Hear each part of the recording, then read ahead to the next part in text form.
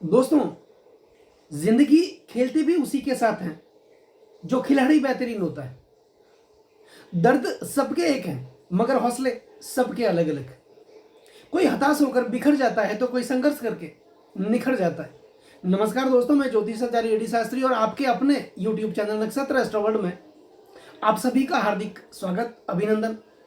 दोस्तों, आज का ये जो ज्योतिष का कार्यक्रम है, ये कन्या राशि वाले जातकों के लिए खास है। और ये जो राशिफल है, आपकी जन्म की राशि चंद्र राशि पर आधारित है।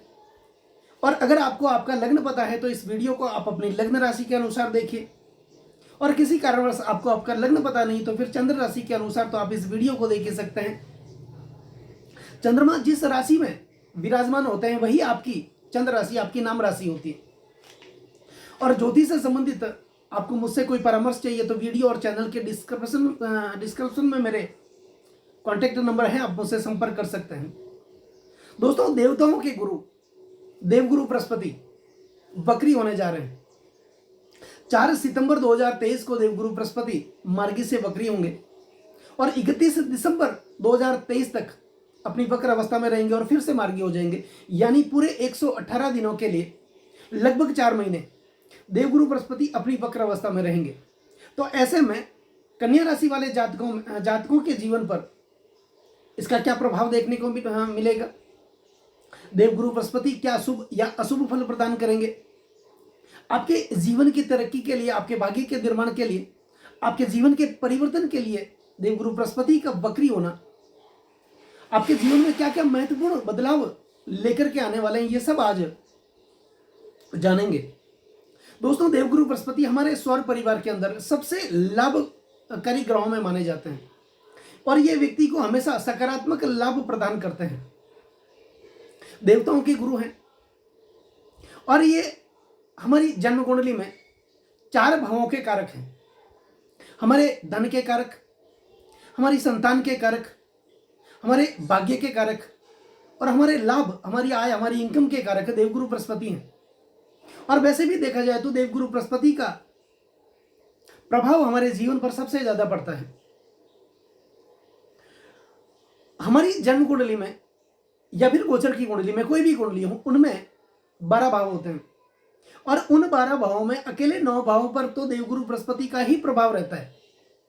क्योंकि देवगुरु बृहस्पति जिस भाव में विराजमान होते हैं, एक तो उस भाव का फल प्रदान करते हैं। 2 देवगुरु बृहस्पति की राशियां होती है, धनु राशि और मीन राशि। 3 देवगुरु बृहस्पति की दृष्टियां होती हैं और ऐसा कहा जाता है कि देवगुरु बृहस्पति की जहां भी दृष्टियां जाती हैं, जिस भाव पर दृष्टि जाती है, उस भाव में अमृत के समान फल देखने को मिलता है।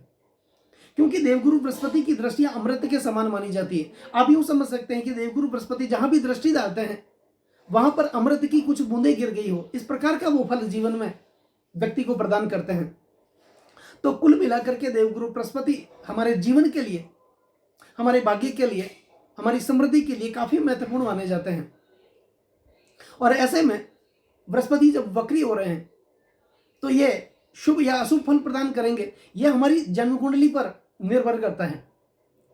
दोस्तों, आपकी जन्म कुंडली में देवगुरु बृहस्पति की स्थिति क्या है ये तो आप जानते हैं, मुझे नहीं पता।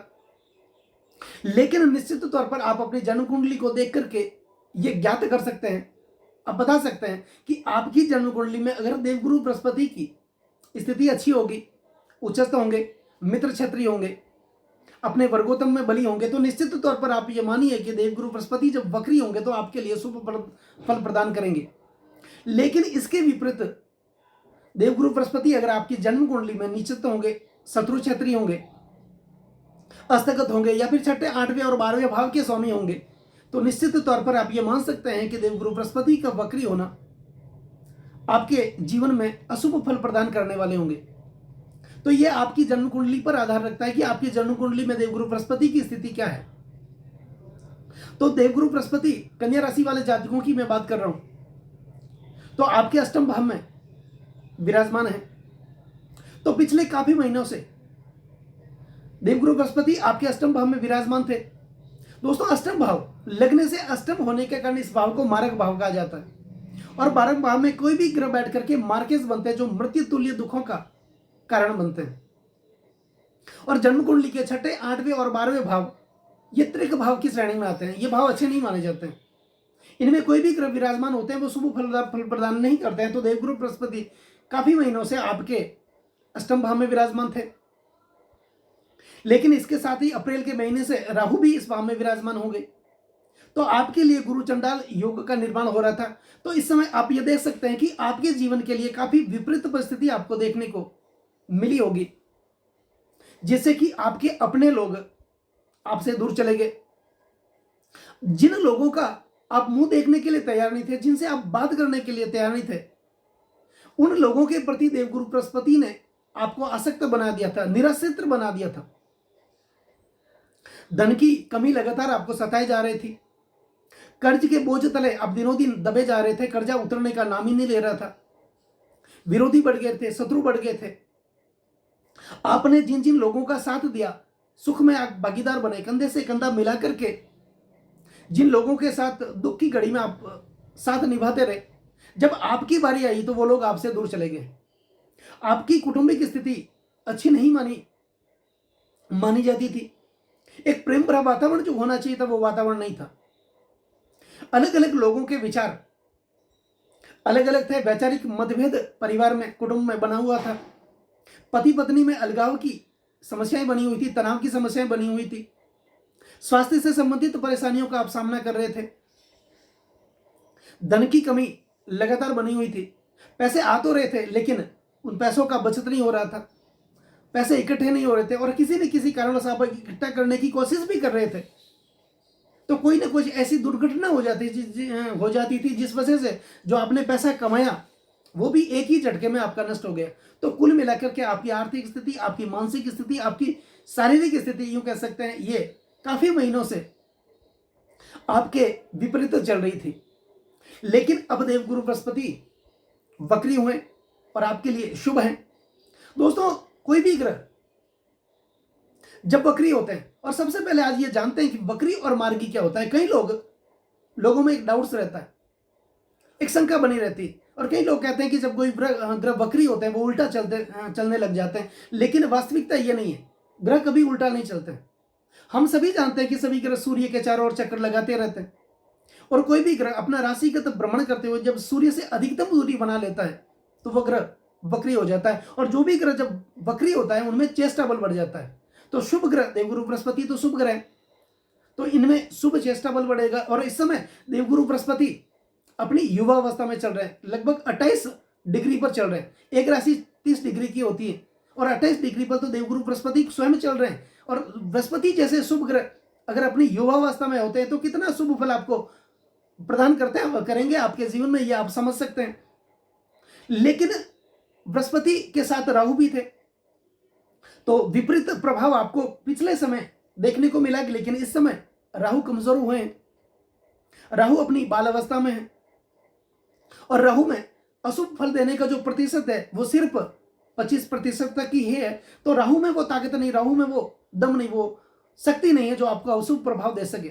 और धीरे धीरे राहु समय व्यतीत होता जाएगा, आपके लिए और भी कमजोर होते जाएंगे। और 30 अक्टूबर 2023 को राहु अपना राशि परिवर्तन करेंगे, 0 डिग्री पर होंगे तब, और फिर से अपना राशि परिवर्तन करेंगे। और इसके लिए एक अलग से वीडियो बना करके आपको बताएंगे कि जब राहु राशि परिवर्तन करेंगे तो आपके जीवन पर इसका क्या प्रभाव देखने को मिलेगा। तो कुल मिलाकर बृहस्पति आपके अष्टम भाव में थे, और कोई भी ग्रह जब वक्री होते हैं वो जिस भाव में विराजमान होते हैं उससे पीछे का जो भाव होता है उसका फल भी वो जीवन में व्यक्ति को प्रदान करते हैं। तो यहां पर सप्तम भाव का फल भी देवगुरु बृहस्पति आपको जीवन में देंगे। तो दोस्तों, सप्तम भाव किसका है? सप्तम भाव है हमारे वैवाहिक सुख का, सप्तम भाव है हमारे दाम्पत्य जीवन का, सप्तम भाव है हमारे मित्रों का, हमारे दोस्तों का, सप्तम भाव है हमारी भागीदारी का, हमारे पार्टनर का सप्तम भाव। और दसम से दसम होने के कारण इस भाव को, यह भाव हमारे कार्य क्षेत्र का भाव भी है, और विशेष करके यह भाव हमारे यौन संबंधों का प्रतिनिधित्व करता है। तो कुल मिलाकर के पिछले समय से आप पति पत्नी में एक तनाव भरा वातावरण आपके जीवन में देखने को मिल रहा था। मित्रों से आपको आर्थिक सहयोग की प्राप्ति नहीं हो रही थी, मित्रों से आपको धोखा मिल रहा था। मुसीबत की घड़ी में आपके दोस्त, आपके मित्र आपका साथ छोड़ करके चले गए थे। आप जो भी कार्य कर रहे थे उस कार्य का संपूर्ण प्रतिफल आपको नहीं मिल रहा था। रिजल्ट आपके विपरीत ही आ रहे थे। चाहे आपके बच्चे के स्वास्थ्य को लेकर हो, आपके बच्चे के एजुकेशन को लेकर हो, पति पत्नी में तनाव को लेकर के हो, आपके व्यवसायिक जीवन में हो, जो भी परिस्थितियां थी वो आपके पक्ष में नहीं चल रही थी, लेकिन इस समय जब बृहस्पति आपके सप्तम भाव को प्रभावित करेंगे, हालांकि वक्री है तो शुभ ग्रह वक्री है, तो यहां पर निश्चित तौर पर आप देख सकते हैं कि आपके वैवाहिक सुख में एक प्रेम भरा वातावरण देखने को मिलेगा, पति पत्नी में एक प्रेम भरा वातावरण देखने को मिलेगा। जो शंकाएं बनी हुई थी पति पत्नी के बीच, एक विवाद बना हुआ था, उस शंकाएं इस समय में आपकी कम होगी और आपको कार्य क्षेत्र में जो आप कार्य करते हैं उनमें आपकी तरक्की होगी, आपको मान मर्यादा और प्रतिष्ठा की प्राप्ति होगी और जो भी कार्य आप कर रहे थे उन कार्यों में संपूर्ण मान सम्मान आपको प्राप्त होगा। तो कुल मिलाकर के यूं कह सकते हैं कि सप्तम भाव से संबंधित फल की प्राप्ति आपको होने वाली है। और 118 दिन के लिए जब बृहस्पति अपनी वक्र अवस्था में रहेंगे तो ऐसे में आपके जीवन में आपके भाग्य के परिवर्तन के लिए ये बहुत ही शुभ संकेत आपके लिए है। अब बृहस्पति स्वयं आपके अष्टम भाव में है, यहाँ पर वक्री है और शुभ ग्रह वक्री है, तो शुभ फल आपको अपने जीवन में प्रदान करेंगे। तो अष्टम भाव किसका है? अष्टम भाव है परिवर्तन का। दोस्तों अष्टम भाव है प्राप्ति का। वैसे अष्टम भाव विरोधियों का भाव है, हमारे आपके संघर्षों का भाव है। तो संघर्ष तो आपके जीवन में हुआ ही था, आपने संघर्ष तो किया ही था, आपने तनतोड़ मेहनत की थी, परिश्रम किया था। अब उस मेहनत का, उस परिश्रम का फल आपको मिलने जा रहा है। तो निश्चित तौर पर आप ये मानिए कि इन 118 दिनों में, लगभग 4 महीनों में आपके लिए, आपके जीवन में कोई ना कोई महत्वपूर्ण बदलाव, महत्वपूर्ण परिवर्तन होने वाला है। इस समय आपके विरोधी कमजोर होंगे, आपके शत्रु कमजोर होंगे और आपके संघर्षों का पूर्ण प्रतिफल आपको देखने को मिलेगा। अब दोस्तों बृहस्पति की 3 अलग से दृष्टियां भी होती हैं और बृहस्पति जहां भी दृष्टि डालते हैं, बृहस्पति की दृष्टियां अमृत के समान मानी जाती हैं। अब बृहस्पति आपके अष्टम भाव में विराजमान है, तो बृहस्पति जिस भाव में विराजमान होते हैं उस भाव से पंचम भाव में दृष्टि करते हैं, सप्तम भाव में दृष्टि करते हैं और नवम भाव पर दृष्टि करते हैं। तो अष्टम भाव से बृहस्पति की जो पंचम दृष्टि वो आपके द्वादश भाव को प्रभावित कर रही है। दोस्तों द्वादश भाव किसका है? द्वादश भाव है खर्चों का, द्वादश भाव है हमारे निवेशों का, द्वादश भाव है हमारे कार्य क्षेत्र का, द्वादश भाव हमारे शयन सुख का प्रतिनिधित्व करता है। ये भाव हमारे अन्यत्व और परत्व का भाव भी है, हमारे मोक्ष का भाव है। तो कुल मिलाकर के यूं कह सकते हैं कि बृहस्पति की दृष्टि जब आपके पंचम दृष्टि आपके द्वादश भाव पर जाएगी तो निश्चित तौर पर आपके जीवन में आध्यात्मिकता का प्रभाव बढ़ेगा, धर्म के प्रति आपकी रुचि बढ़ेगी, आध्यात्म के प्रति आपकी रुचि बढ़ेगी और आपके इष्टदेव के प्रति आपकी एक अलग से दृष्टि हो, एक दृष्टिकोण जो है वो आपका अलग से होने लगेगा। आप में हिम्मत आएगी, आपका आत्मविश्वास बढ़ेगा और ईश्वरीय शक्ति इस समय में आपका साथ देगी। क्योंकि यह भाव आपके मोक्ष का भाव है, आपके खर्चों का भाव है, तो निश्चित तौर पर बृहस्पति की दृष्टि आपके खर्चों के भाव पर जा रही है। तो खर्चे तो होंगे, बृहस्पति आपसे खर्चे तो करवाएंगे, लेकिन वो खर्चा कहाँ करना है यह आप पर डिपेंड करता है। क्योंकि जब भी कोई खर्चा आपको ऐसा लगे कि जीवन में जब कोई खर्चा बन रहा है तो आपके शुभ कार्यों में उस खर्चों का आप निवेश कर दें, उस धन का आप निवेश करें। क्योंकि इससे ज्यादा, इससे अच्छा कोई नहीं आपके जीवन में जो खर्चा हो रहा है और खर्चा कहाँ करना है कहाँ नहीं करना है, आपसे ज्यादा इसके बारे में कोई जान ही नहीं सकता है। तो आपके बच्चों के एजुकेशन के लिए उस पैसों का आप खर्च कर सकते हैं, कोई आपको प्रॉपर्टी में निवेश करना है, आपके मकान बनाना है, आपको व्यापार लगाना है, दुकानें लगानी है। कुल मिलाकर के आपके व्यक्तिगत कार्यों के लिए आपको जो खर्च करना है उसमें तो आप खर्च कर ही सकते हैं, लेकिन अननेसेसरी खर्चों से आपको बचना है। इस बात का आप विशेष ध्यान रखें, क्योंकि जहां जरूरी नहीं है वहां खर्च न करें। अब द्वादश भाव विदेश यात्रा का भाव है, क्योंकि यह भाव समुद्र से उस पार का भाव है। समुद्र से उस पार का मतलब होता है विदेश। तो यदि आप अपने कार्य क्षेत्र के लिए या फिर धार्मिक यात्रा के लिए आप लंबी दूरी की यात्रा करते हैं तो इनमें तो आपको शुभ प्रतिफल देखने को मिलेगा। लेकिन आप अपनी अयासियों के लिए, अपने शौक मौज के लिए अगर कोई यात्रा करते हैं तो इस यात्रा का विपरीत प्रभाव आपके जीवन में देखने को मिल सकता है। तो ये बात आपको ध्यान रखनी है। पति पत्नी के बीच जो संबंध है उसको लगातार उस संबंधों में लगातार आपको सुधार करना है। यहां पर आपको प्रेम भरा वातावरण उत्पन्न करना है। दोनों पति पत्नी के बीच शंका का वातावरण इसमें नहीं होना चाहिए, क्योंकि ये भाव सैन्य सुख का प्रतिनिधित्व भी करता है और अन्यत्व और परत्व का भाव है। दोस्तों अन्यत्व और परत्व का मतलब होता है कि शादी के बाद पति और पत्नी दोनों में से किसी एक को अन्य या पराया से कोई लग्नेतर संबंध तो नहीं बन रहा है, क्योंकि इस भाव का प्रतिनिधित्व इसका कारण जो है वो कुंडली का द्वादश भाव ही बनता है, और द्वादश भाव में बृहस्पति की शुभ दृष्टि जारी है, पंचम दृष्टि जारी है, तो इसमें आपके चरित्र के निर्माण के लिए ये बहुत ही शुभ संकेत है। अब बृहस्पति की जो सप्तम दृष्टि है वो आपके आपके द्वितीय भाव पर जा रही है। द्वितीय भाव है आपके धन का, आपकी इनकम का, आपके बैंकिंग सेक्टर का, आपके कुटुंब का, आपकी वाणी का, आपके परिवार का। तो निश्चित तौर पर आप यूं मानिए कि इस समय आप में आपके धन में वृद्धि होगी, आपकी आय में वृद्धि होगी, रोजगार के नए नए अवसर आपके लिए इस समय में उत्पन्न होंगे।